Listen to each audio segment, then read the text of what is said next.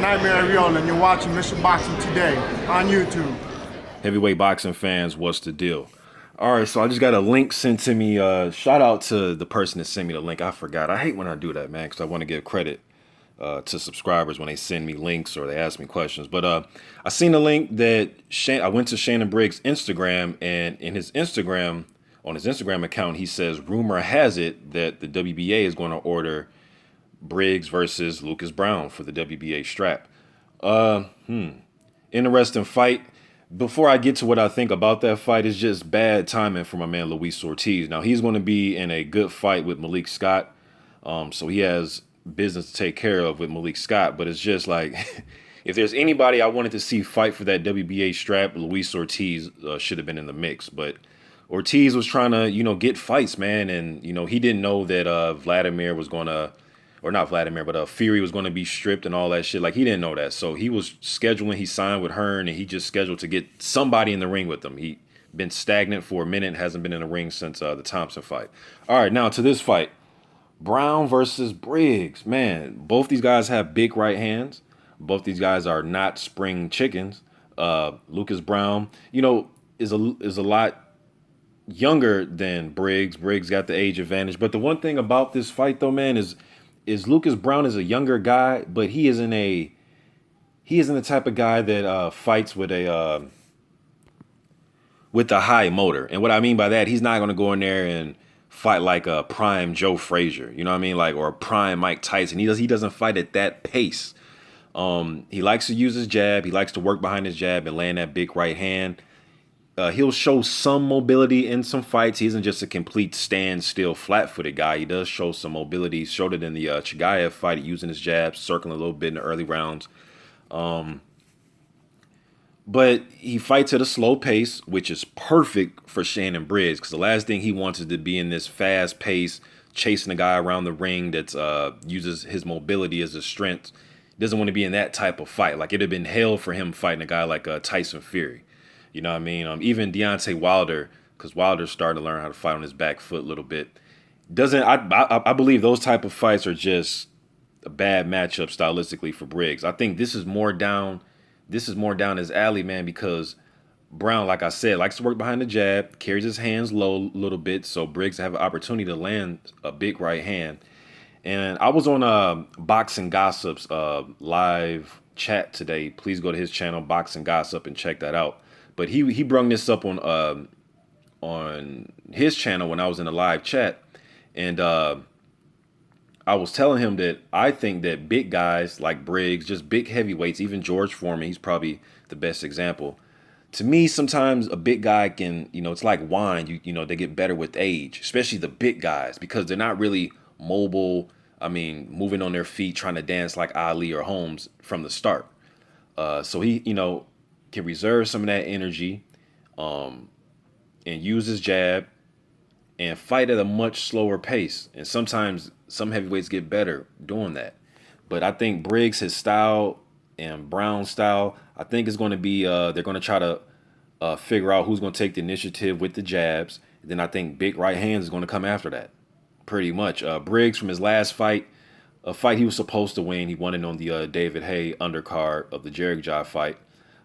He was putting in some good body work, man. I watched that fight again the other day. He was beating the hell out that dude's body, man. I know it was a mismatch, but he was pounding the shit out of that dude's body.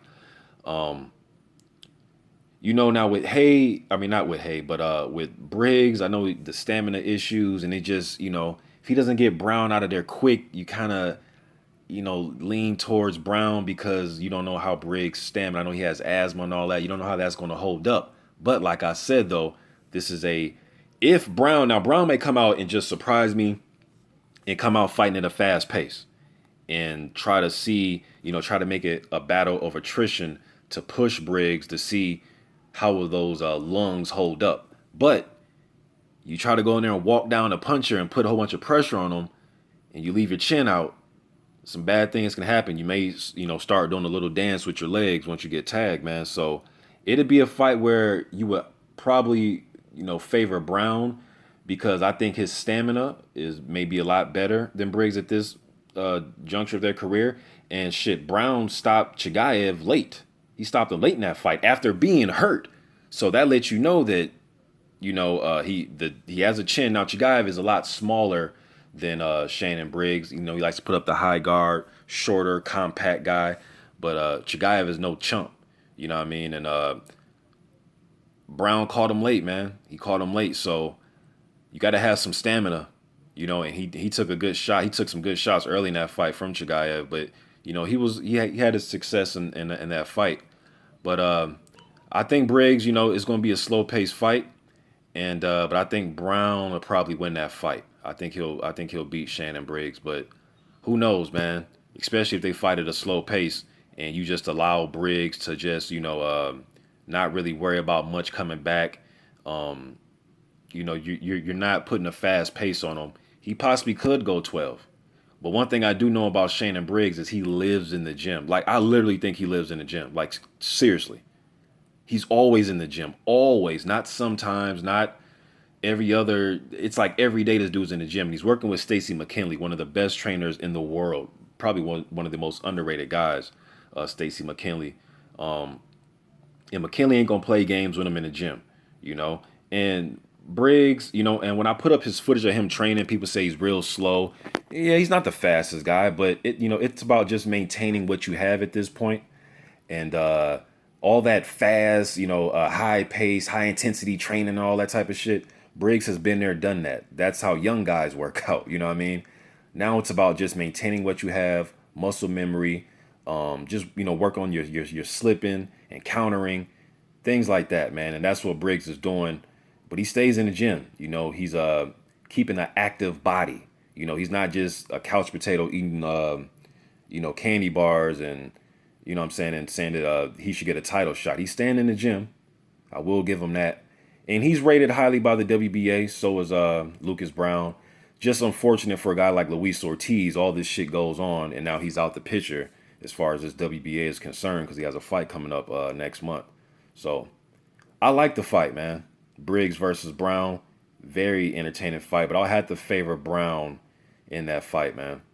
You guys let me know what you think, but hey, Briggs has a hell of a puncher's chance, especially if Browne goes out there and he just fights a slow-paced fight, and he allows Briggs to he's going to be confident regardless, but just allow him to have a lot more confidence going into the later rounds. Anything can happen, but I would favor Browne in the fight. You guys let me know what you think in the comments section. Who would you favor? How do you think it's going to end?